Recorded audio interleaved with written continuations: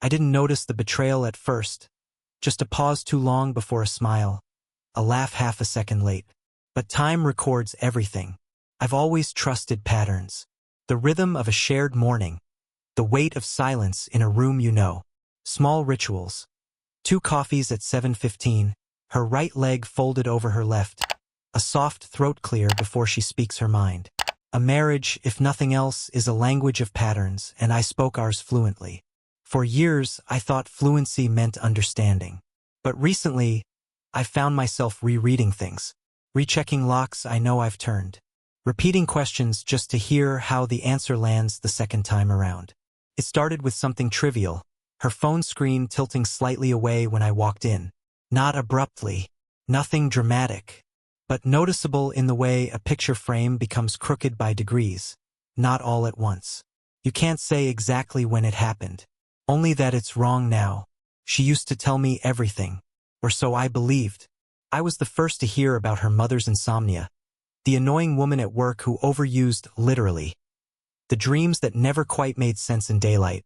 But lately, the stories come pre-sifted, smooth at the surface with something unspoken pressed tightly beneath. I remember one night, Wednesday I think, when she came home late, said the client dinner ran long. Nothing unusual, but her eyes were lit differently. Not with guilt, no, something harder to place, like she was trying too hard to look casual. That's when I started paying closer attention. I know how it sounds, paranoid, possessive, but there's a difference between jealousy and instinct. She still kisses me goodnight. That's the cruel part. Nothing explodes. No shouting matches. No lipstick on collars. Just these soft betrayals, almost polite. One night, I waited until she was asleep. Light breathing, the soft curl of her spine facing away from me. Picked up her phone. I didn't unlock it. I'm not that man. Not yet. But I studied the way she clutched it in her sleep, tucked protectively under the pillow's edge, like it contained something fragile and dangerous. The next morning, I said nothing. Made the coffee. Said she looked tired. She smiled too brightly. Said she was fine. She wasn't. Neither was I. I started documenting things, not in a notebook, but mentally. Timestamps. Shifts in tone. I'm not a man prone to obsession, but once you suspect the floor beneath you might give way, every creak becomes a clue. And then came the first undeniable lie. She told me she had a work trip, just 2 days out of town, the usual hotel. I kissed her goodbye, watched her pull out of the driveway. Then, purely by chance, though I no longer believe in chance, I received a credit card notification. Not from the hotel. From a boutique wine bar.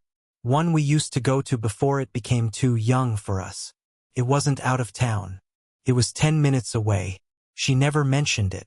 Never corrected herself. She came back on Friday with a souvenir pen from the hotel, smiling like she'd just survived something mildly annoying. You would have hated the breakfast, she said. I didn't ask about the bar. Not then. Because this isn't about confrontation. Not yet. It's about understanding the shape of the lie. I started walking more. Thinking. I've always believed the mind sorts itself out in motion. That clarity arrives in the body before it does in the brain. I watched her from a distance. Not physically, not like a shadow. But with attention. Real attention. The kind you forget to give when you trust someone too much. What I saw was a woman becoming something else. Or perhaps revealing something she'd always been. She laughs louder on the phone now. Keeps the car keys in her bag. Not on the hook. Her perfume's changed. Not drastically, just a note of something sharper, bolder. These are not accidents. Nothing in a life shared this long is accidental. Still, I hesitated. I told myself stories. Maybe I was distant. Maybe I stopped listening. Maybe she just needed space. But the pattern was broken. And I know patterns. There's a difference between distance and hiding. She's hiding something. And I'm no longer sure if I'm supposed to find it, or if she wants me to. I've always believed in giving people space. Not the performative kind, take all the time you need, but the real thing. The silent understanding that someone can love you and still need solitude. That marriage is not a constant merging, but a negotiation of boundaries. I believed that, until I started wondering what she was doing with the space I gave her. I didn't accuse her. Couldn't. Accusation demands certainty, and I still only had shadows, blurred outlines of something just out of reach. I told myself I was being fair, but fairness was a mask for fear. I began waking earlier. Not deliberately. My body started keeping time differently, as if some part of me had decided to be alert when I was most likely to be alone with the truth. I would sit in the kitchen before sunrise, the house heavy with silence, and retrace my memories of her. Not just the woman she is now, but all the versions she's been. Her 27-year-old self, knees pulled up on the couch, arguing passionately about books. Her laugh when we got caught in that summer rain. The way she used to reach for my hand in crowded rooms. Those moments were real. They still are. That's what makes this harder. Betrayal from a stranger wounds you. Betrayal from someone you've built your life around. It fractures the world itself. I started noticing money. That's when the tone of my suspicion shifted. Small things, subtle like everything else. Only now I knew what to look for. A second savings account. A transfer she said was for taxes. But the numbers didn't align. A document left open on the desktop one night. A contract in her name. No mention of me. It wasn't an affair in the romantic sense. That would have been easier. This was colder. Strategic. Like she was preparing a separate life. Quietly building it piece by piece while sleeping beside me each night. Still, I said nothing. What could I say? That I felt like a guest in my own marriage? That I was watching her disappear in real time, like a magician's sleight of hand? Instead, I smiled, nodded, played the role. And in that performance, I learned more than confrontation ever could. We went to dinner one night, a place we used to love. She wore a black dress I hadn't seen in years. We talked about the waiter's new haircut, a trip we might take to Lisbon, the book I was supposedly reading. But there was a distance behind her eyes. Not vacant, active, like she was measuring her answers. At one point, she laughed. Too loud, too sudden, and touched my hand. I watched her fingers rest against mine. Familiar, mechanical.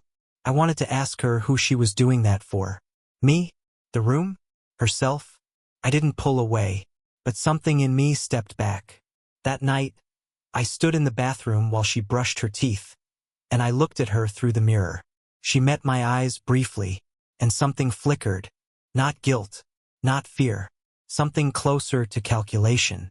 A silent question. Do you know? I think she knew then that I did. Or at least that I was close.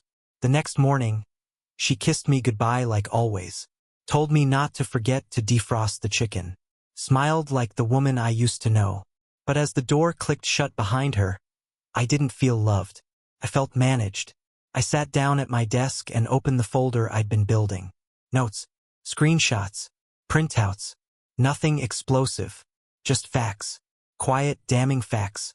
And for the first time, I allowed myself to ask the question I'd been avoiding. How long has she been planning this? Because that's the worst part. Not the betrayal itself, but the idea that you were living in someone else's story without knowing it. That every "I love you" came with an asterisk you never saw. I'm not angry. Not in the way people expect. Anger is hot, loud, temporary. What I feel is colder, more efficient. Clarity. This isn't about revenge. This is about learning how to leave without losing myself. There is a stillness that comes with knowing. Not peace. Peace implies resolution. This is something colder, more precise. Like stepping out into a winter night and realizing you no longer feel the cold. That week, I began asking different questions. Not to her, never to her, but to myself. What was she waiting for? Why hadn't she left yet? If she was building an exit, as I suspected. An account, a new address, a life lived behind a second phone I hadn't yet found. Why the act? Why the continued dinners, the practiced smiles, the perfunctory kisses? The answer came slowly, like most truths do when you're not ready to hold them all at once. She wasn't staying out of love. She was staying for the illusion of love, until her endgame was secure. She was playing time like a piano, every note measured, every delay intentional. I watched her more closely. Not obsessively, just patiently. Her patterns had changed again. She wore her hair differently on certain days, as though she had two versions of herself and chose which one to wear like a coat. I began charting her routines, what time she left, how long the commute actually took versus what she claimed. I tracked subtle changes in her makeup, the frequency of late meetings, how often she left the room when certain numbers called. It wasn't paranoia anymore. It was preparation. One night, I asked her about a weekend trip she'd mentioned, something about a conference retreat. I already knew the hotel wasn't hosting anything that weekend. A simple search confirmed that. Her answer was too smooth. You know how these things are, last minute. Honestly, it's going to be boring. I'll probably just catch up on reading. I smiled. Take the book I got you, I said. She blinked. Just once. A small hesitation. Then, of course, the book doesn't exist. That night, I sat in the study long after she went to sleep. The lights off, just the blue glow of my laptop screen. I looked at her photo on my phone, one from years ago.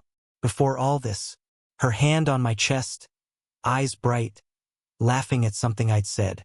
I remember the moment. It was real. That's what makes the lie so sharp. It was built on truth. You can't fake that kind of intimacy, but you can use it. And I think that's what she did. She knew who I was. She knew I didn't yell, didn't accuse, didn't explode. She knew I trusted slowly, but when I did, it was complete. She had mapped my emotional landscape better than I had hers. That was her leverage. That's what she was betting on. The next day, I visited a lawyer. Not to act. Not yet. Just to listen. To understand the terrain I was standing on. The lawyer was sharp. Efficient. No judgment, just facts. Assets. Timelines. Contingencies. By the end of the meeting, I knew more than I'd ever wanted to know about divorce statutes, financial shielding, and quiet exits. But what I walked away with wasn't paperwork. It was power. Information is a form of grace. It lets you stand still when someone else expects you to fall apart. That night, we ate dinner like always. She talked about a colleague's new baby. I nodded, asked questions, refilled her glass. I watched the way she watched me, as if trying to gauge something. She doesn't know I know. Not yet. That's my advantage. I will not confront her. I will not ask. I will not scream. Because she wants a story where she is the one who leaves, where I become the bitter, broken man in the rearview mirror. I won't give her that. Instead, I'm rewriting the ending. One thread at a time. There's an art to silence. Not the absence of sound, but the weaponization of it. The kind that fills a room more completely than noise ever could. I've stopped speaking first. In the mornings, I let her talk about sleep, about the weather, about things that don't matter. I listen carefully, not to the words, but to what's missing between them. She's grown used to my quiet. She mistakes it for passivity. That's her first miscalculation. I don't know exactly when I stopped loving her. It didn't happen all at once. There was no collapse, just a slow decoupling, like watching the tide pull back from the shore.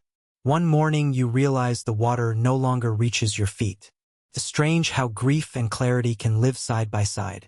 I mourn what we were, but I no longer ache for it. That part of me is gone. Or maybe it's dormant, waiting for something more honest to wake it again. This is not about pain anymore. This is about control. She still doesn't know what I've seen. The second bank account. The hidden business registration in her maiden name. The staged work trips. The mentorship with a man who doesn't seem to exist outside the calendar invites she fabricated. Her endgame is larger than I thought. It's not just infidelity. It's an extraction. She's hollowing our life out from the inside, one unremarkable day at a time. But she made one mistake.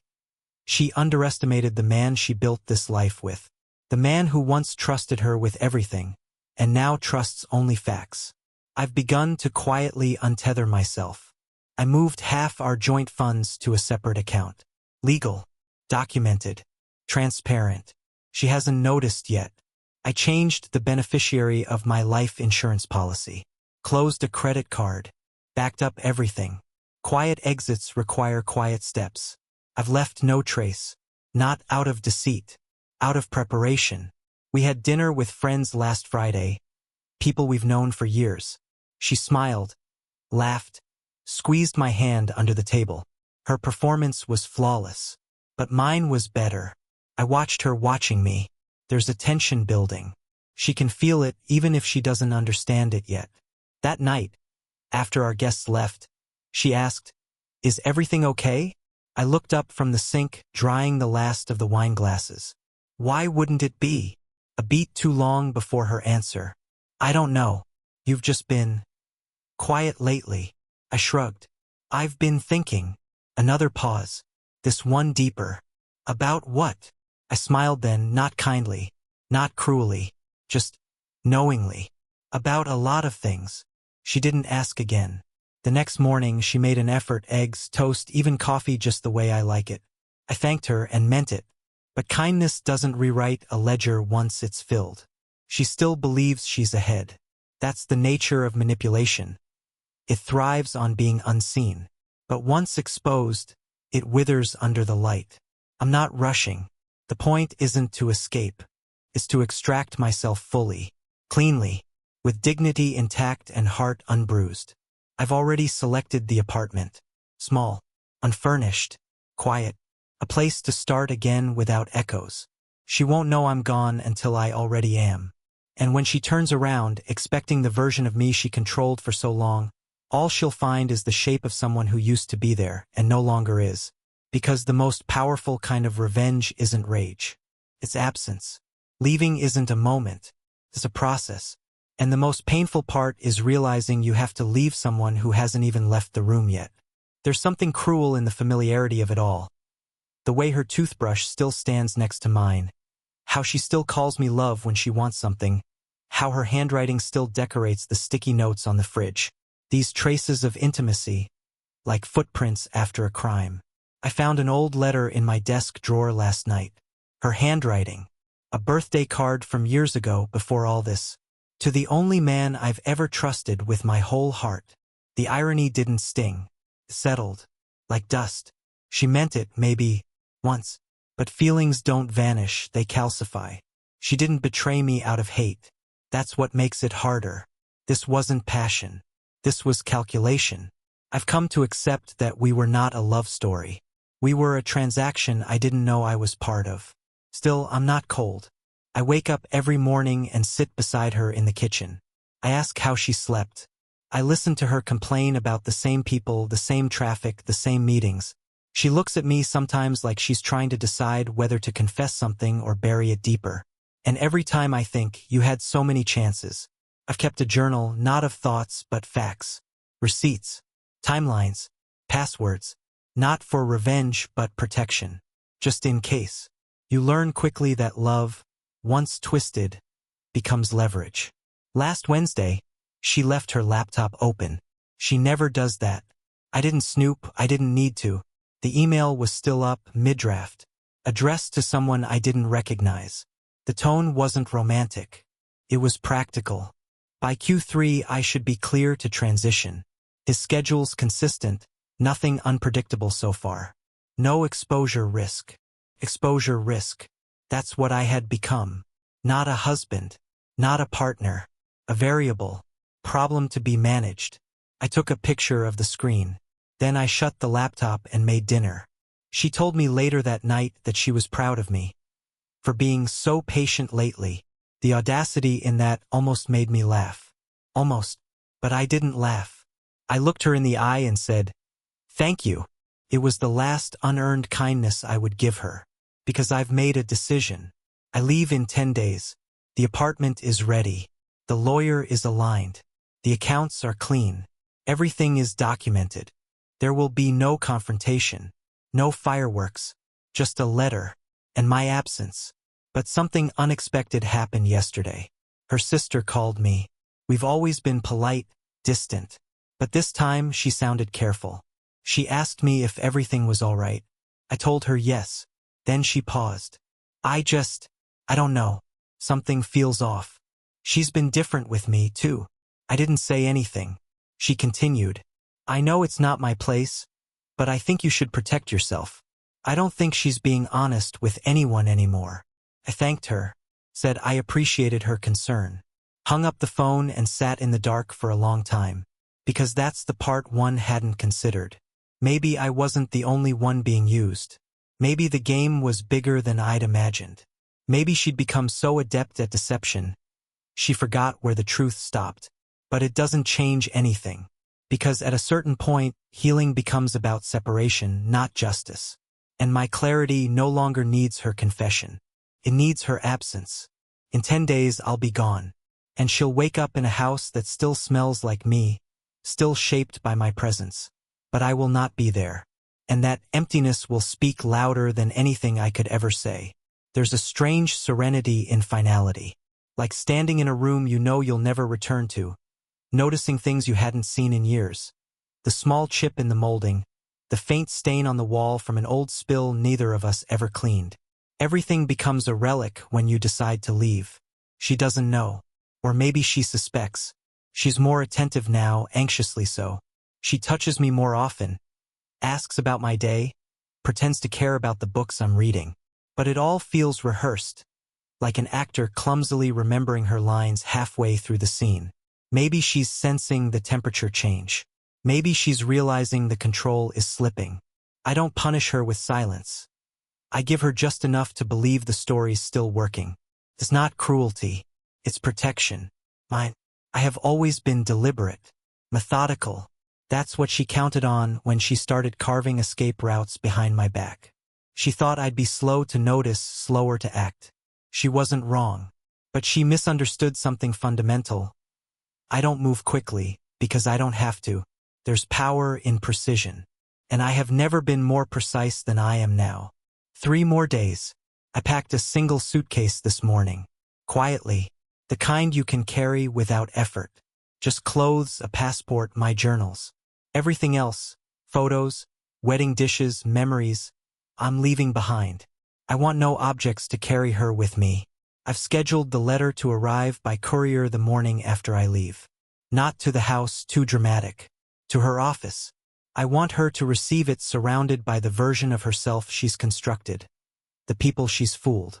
Let her read the truth where she pretends to be most invincible. It's not vindictive. It's just appropriate.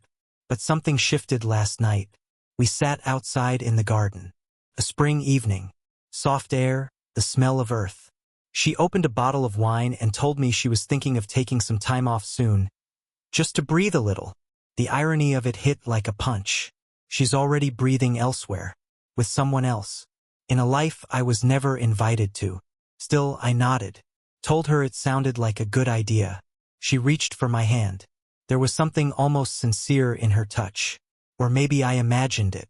Maybe I wanted one final moment to feel real. She looked at me for a long time. Then asked, "Do you ever think about the beginning? Us?" I studied her face. The eyes that used to mean safety. The mouth that once spoke truths I could rely on. "Yes," I said. She smiled sadly. "I missed that." I almost responded. I almost said, "Me too." But I didn't. Because I don't. I miss the man I was, not the illusion we built. I miss being unguarded. But I don't miss who I became to survive her. That's the thing no one tells you about betrayal. It doesn't just hurt. It reshapes you. Quietly. Permanently. Now I walk through our house like a guest. Every object has already let go of me. Even the walls seem to understand. She doesn't. This morning, I caught her looking at me with something close to fear. Just for a second. A crack in the mask. Maybe she knows. Maybe she doesn't know what she knows. But it's there now, flickering behind her eyes like a candle in wind. I didn't say anything. I kissed her cheek and went for a walk. And as I walked, I felt something I hadn't expected. Gratitude. Not for her, but for the ruin. Because it showed me who I am when everything else is stripped away. 3 more days. Then she'll open the letter. And I'll open my life. The night before you leave someone, everything feels louder. The ticking of the hallway clock, the hum of the refrigerator, her breathing beside you as she sleeps like nothing is ending. The body remembers what the mind has already let go of, and sometimes it mourns early. Tomorrow I disappear, and tonight I am still here. She fell asleep early. Too early. There's a strain in her now, like a ship taking on water. She's begun to falter in her deception. Her lies are less practiced. Her stories leave threads loose at the edges. I don't pull them anymore. I don't need to. They unravel themselves now. Earlier this week, she asked me if I'd thought about buying a new car. A strange question. Out of nowhere. I knew what she was really asking. Are you planning something? Have you noticed what I've been doing behind your back? I told her maybe, smiled, left it at that. She's grown nervous in the quiet. That's how you know someone's used to control, when your stillness becomes their fear. I've made peace with not confronting her. That was the hardest part. The silence after betrayal screams for blood. But I've learned that vindication isn't justice. It's just noise. And I'm done with noise. Still, I'll admit, this evening hurt more than I expected. Not because I doubted my choice. Because she made pasta. It was the first meal she ever cooked for me, all those years ago, in a crumbling apartment with a leaky faucet and too much red wine. It had been a mess then. Overcooked noodles, too much garlic.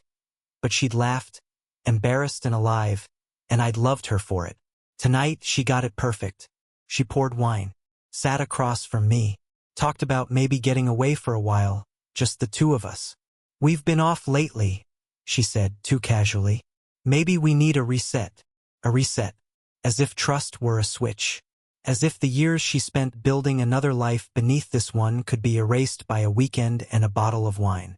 I looked at her and felt something unexpected. Pity. Not because she's weak. She isn't. She's careful. Strategic. But she's built her life like a con. Balancing cards on silence and charm. And when I remove myself, it will collapse. Not because I take something from her, but because I was the part she didn't think she needed to keep. And now she's trying to keep me too late. After dinner, she kissed me. Slowly, almost uncertain. There was something searching in it. A question. Or a test. I didn't pull away. But I didn't respond either. Her eyes lingered on mine. I saw it again, fear. Small but present. She knows. Not everything. But enough. I imagine she'll call me tomorrow, maybe the day after. Maybe she'll drive to the apartment. Try to talk. Try to explain. She won't find me. The apartment is temporary. I'll be gone within a week. My accounts are clean, my assets moved. The lawyer will handle the rest. The letter is ready. No bitterness. Just facts. A mirror held up gently to the truth she tried so hard to bury. I wonder what she'll feel when she reads it. Maybe nothing. Maybe relief. Maybe briefly regret. But that's not my concern anymore. Because this time tomorrow I'll be driving away. No suitcase of vengeance. No fantasies of retribution. Just clean air, a full tank, and no need to look back. She'll still be in our house. She'll still be pretending. But I will be free. At 5:12 a.m., I stood in the doorway of the home we built and let the silence soak into my bones one last time. The light was low, just enough to see the outline of the dining room where we once had long conversations. The shelf of books we pretended to finish. The framed photos that had long since become props. Everything still in its place. But I was no longer part of it. I didn't linger. There's a danger in sentiment. It makes you hesitate. Look twice. Let your hand hover over old things, thinking maybe they mattered. But I've shed that part of myself. This was never about burning the house down. It was about walking out while it was still standing, untouched yet hollow. She was asleep when I left. Or pretending to be. I'll never know. I didn't check. I slid the letter under the door of her home office. She'll find it mid-morning. She'll sit at that desk, expecting to check emails and calendar alerts, and instead, she'll find me. Or rather, the version of me she thought she still controlled. Flattened into ink and paper, no longer within reach. I didn't accuse her in the letter. I didn't recount her lies. I simply laid out what I knew. Facts, dates, choices, patterns. And then I told her I was done carrying it. That was the final gift. A clean ending. The car was packed the night before. I kept it parked 2 blocks away so she wouldn't notice anything unusual. The suitcase in the trunk, the keys in my pocket, and the rest of my life ahead of me. No destination yet. just motion. The first breath I took outside the house felt strange. Not like freedom exactly. More like stepping out of a room filled with smoke. You don't realize how much you've been coughing until the air is clean. I drove without music, without calls, without plans. There was no thrill, no cinematic swell. Just the road, long and silent, and a deepening stillness inside me. Not numb, not euphoric, just steady. I passed the gas station where she once waited for me in the rain, laughing through the cracked window. Past the bookstore where we argued about whether endings should be hopeful or honest. I didn't stop. I don't need those echoes anymore. By noon, I was in a new town. Unfamiliar streets. Temporary keys. A second-floor apartment with blank walls and the sound of birds I don't recognize. It smells like dust and potential. I like it. I opened the windows. I unpacked nothing. I sat on the floor and watched the light shift across the bare ceiling. I didn't think about her. Not once. Not because it doesn't hurt. Because I've already buried what needed mourning. I don't expect peace to arrive all at once. I expect it to come slowly. Like trust did. Like love once did. Like truth eventually had to. She might call. She might write. She might try to spin the wheel one last time. But I've stepped off the ride. There's nothing left for her to turn. I didn't win. There was no war. I just left. And that, I think, is the beginning of everything. Took her 3 days to call. I didn't answer.